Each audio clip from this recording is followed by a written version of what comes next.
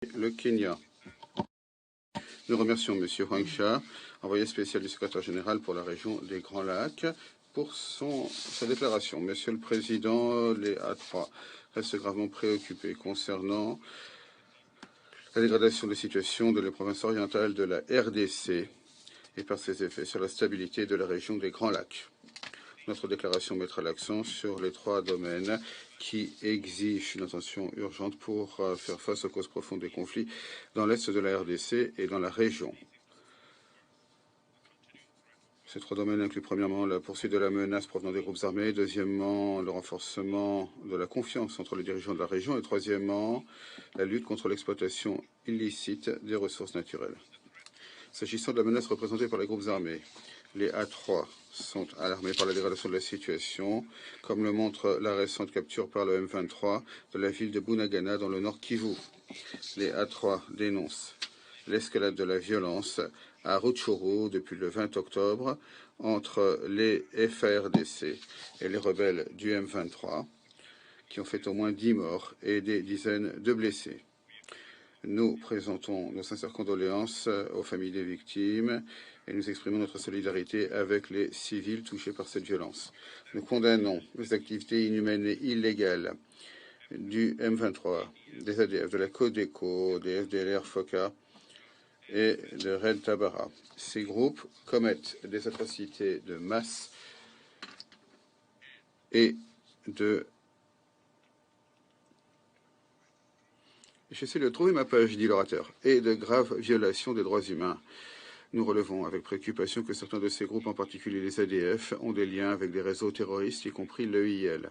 La menace qu'ils représentent pour la paix et la sécurité régionale exige une riposte régionale robuste.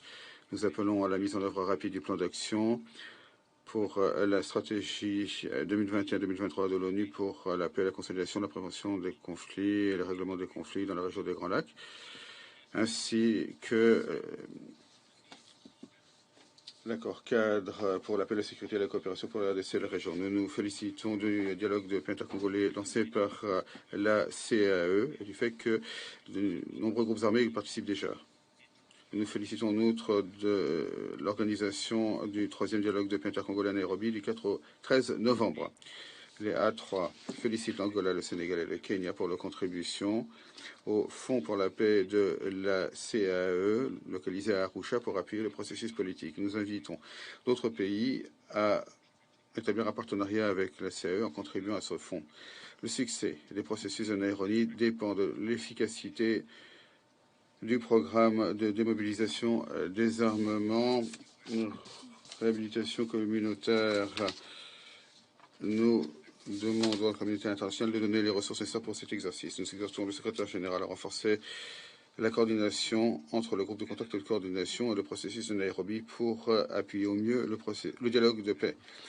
En outre, nous demandons un appui renforcé pour renforcer la capacité des FARDC pour consolider l'autorité de l'État dans les zones de conflit. Nous encourageons le gouvernement de la RDC à lancer une stratégie pour une réforme ambitieuse des FARDC et de son secteur de sécurité, afin qu'elles assument leurs responsabilités pour la protection des civils, afin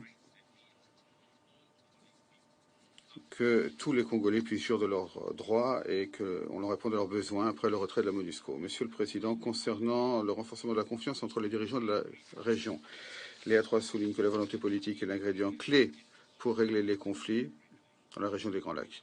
Nous relevons avec préoccupation les niveaux importants de défiance entre la RDC et le Rwanda qui ne font qu'attiser des tensions régionales intenables. Les deux pays ont besoin l'un de l'autre pour la paix, la sécurité et la prospérité. Il est donc essentiel qu'ils fassent tous les efforts possibles pour éviter des malentendus, établir la confiance et renforcer la coopération. Nous condamnons également, dans les termes les plus fermes, le recours au discours de haine ainsi qu'à la désinformation et aux infox de la part de certains dirigeants. Cela contribue à la défiance, aux tensions et à l'animosité et incite même à la violence. Nous exhortons l'envoyé spécial et le représentant spécial pour la RDC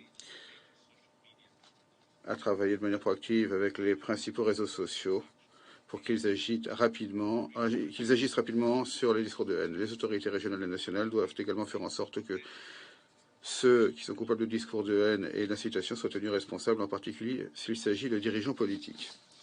Monsieur le Président, nous nous félicitons de la feuille de route de Luanda qui vise à normaliser les relations politiques entre la RDC et le Rwanda. Nous nous félicitons de la coordination croissante entre les processus de Nairobi et de Luanda. Nous appelons au renforcement de cette coordination pour appuyer les priorités du gouvernement de la RDC.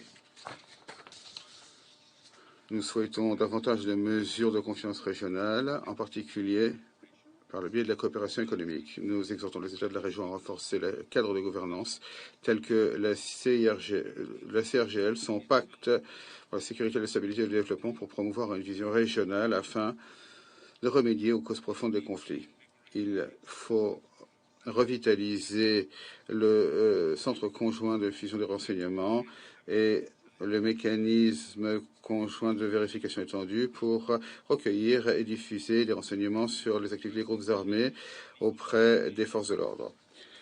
Pour ce qui est de faire face à l'exploitation illicite et au trafic des ressources naturelles, la région doit faire face de toute urgence à la concurrence alarmante pour les ressources naturelles de la part des acteurs transnationaux illicites et des groupes armés. À 3, encourage les États de la région à mettre en œuvre des cadres réglementaires et à renforcer les mesures de reddition de comptes afin de gérer l'utilisation durable des ressources naturelles. Nous exhortons également les États à promulguer les législations et les règles nécessaires contre les conflits d'intérêts. Nous exhortons toutes les entités à l'échelle mondiale qui importent et exportent des ressources naturelles à mettre en œuvre des systèmes de surveillance des minerais des conflits. Nous exhortons notamment les États, et notamment ceux qui reçoivent des ressources minérales de la région des Grands Lacs, à garantir le contrôle, la transparence concernant le flux de minerais et des règles du jeu équitable pour garantir